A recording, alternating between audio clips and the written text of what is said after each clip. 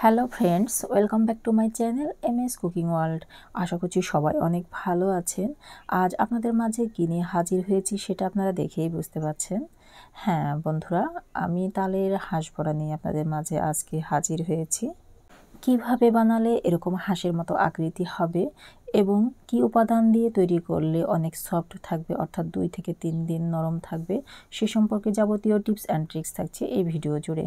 তো ভিডিওটি না টেনে শেষ পর্যন্ত দেখতে থাকুন। আশা করছি ভিডিওটি অনেক বেশি হেল্পফুল হবে। যারা অলরেডি আমার চ্যানেলটি সাবস্ক্রাইব করেছেন তাদেরকে অসংখ্য অসংখ্য ধন্যবাদ। আর যারা সাবস্ক্রাইব করেনি তারা নিয়মিত ভিডিওগুলো দেখতে থাকুন। দেখতে দেখতে ভালো লাগা তৈরি হবে ইনশাআল্লাহ। আর ভালো লাগা তৈরি হলে অবশ্যই আমার চ্যানেলটি সাবস্ক্রাইব করে নিয়মিত চ্যানেলের সাথেই থাকবেন।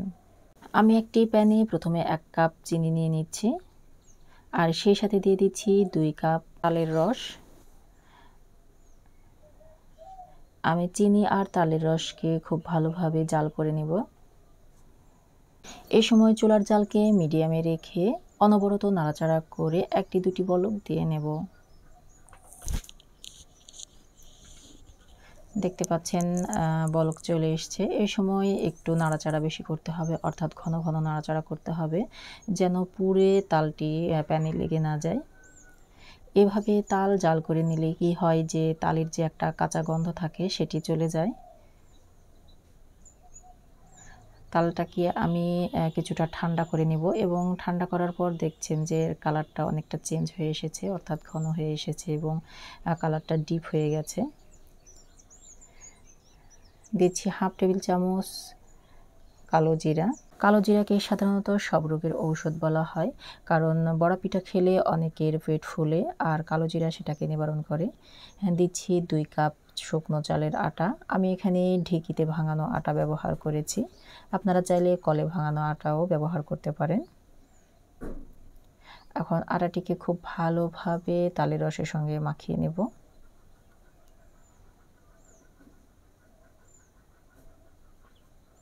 আমি একটি খুন্তির সাহায্যে খুব ভালোভাবে এটাকে মিক্সড করে নিচ্ছি।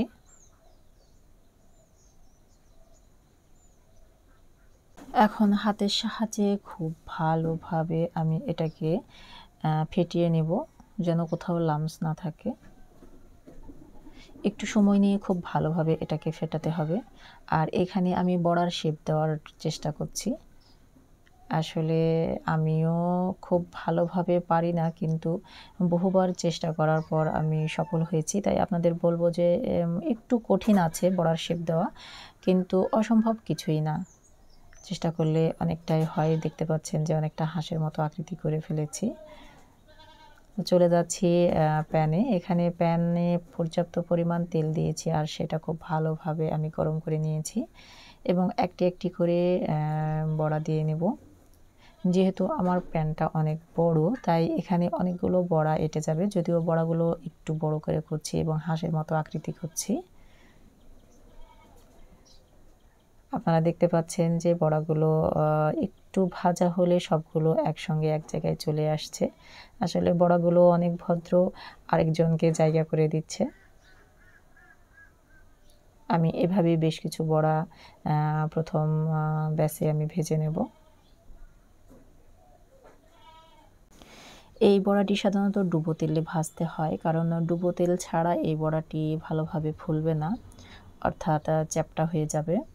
তাই চেষ্টা করবেন বড়া ভাজার সময় একটু বেশি তেল ব্যবহার করতে।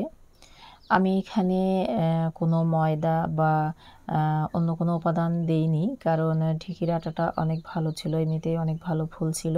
তবে আপনাদের কাছে ঢেঁকির আটা না থাকলে সেক্ষেত্রে শুকনো চালের আটার সাথে কিছুটা ময়দা নিতে পারেন, এতে করে বড়াটা নরম হবে।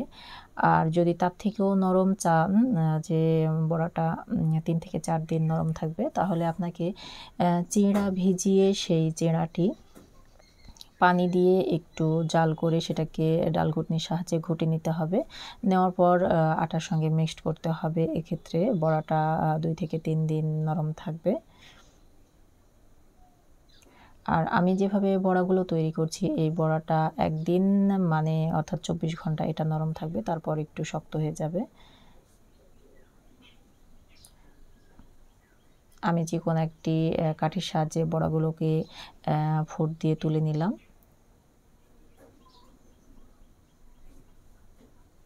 আপনারা সানচা বা অন্য যে কোনো পাত্র ব্যবহার করে বড়াগুলো তুলে নিতে পারেন। আমি ছোটোবেলায় দেখেছি যে আমার আম্মু এভাবে হাঁস বড়া করতো। আর আমরা ছোটোবেলায় গিয়ে যেই মানে বড়াটার হচ্ছে ঠোঁট থাকে সেটা খুব পছন্দ করতাম, এবং ঠোঁট না থাকলে সেই বড়াটা আমরা কেউই খেতাম না। যার কারণে আমার আম্মু সবসময় এরকম ঠোঁটওয়ালা হাঁসের বড়া তৈরি করতো। বেসিক্যালি দেখেছি যে আমাদের গ্রামের সবাই এরকম বড়া বানায়, কিন্তু অন্য জায়গায় সাধারণত বড়ার শেপটা সেরকম দিতে পারে না, অর্থাৎ বড়ির মতো একটা শেপ দেয়, যেটা দেখতে ভালো লাগে না। এই মানে বড়ার শেপ দেওয়াটা মানে একটু কঠিন, বাট অসম্ভব কিছুই না। চেষ্টা করলে অবশ্যই এটা সম্ভব। জানি না আপনাদের কাছে কেমন লাগছে। আমি ইউটিউবে অনেক সার্চ দিয়ে দেখেছি যে কেউই এরকম বড়ার শেপ দিতে পারে না। অধিকাংশ লোকই সাধারণত তেলপিঠা যেরকম শেপ দেয় সেরকম শেপে বড়াটা ভেজে নেয়। আসলে একেকটা পিঠার একেক রকম স্ট্রাকচার। আমি আপনাদের একটা বড়া ভেঙে দেখাচ্ছি যে ভেতরটা কতটা সেদ্ধ হয়েছে এবং কতটা সফট হয়েছে। আমি ভিডিওর একেবারেই শেষ পর্যায়ে চলে এসেছি। তো ভিডিওটি কেমন লেগেছে অবশ্যই কমেন্টসে জানাবেন। ভালো লাগলে লাইক, কমেন্ট এবং শেয়ার করবেন। যেহেতু রাঁধুনি হিসেবে আমি নতুন, তাই আপনাদের রিকোয়েস্ট করব আমার ভিডিওগুলো বেশি বেশি শেয়ার করতে। সবার সুস্বাস্থ্য কামনা করে আজকের মতো বিদায় নিচ্ছি। সবাই ভালো থাকবেন, সুস্থ থাকবেন। আল্লাহ হাফেজ।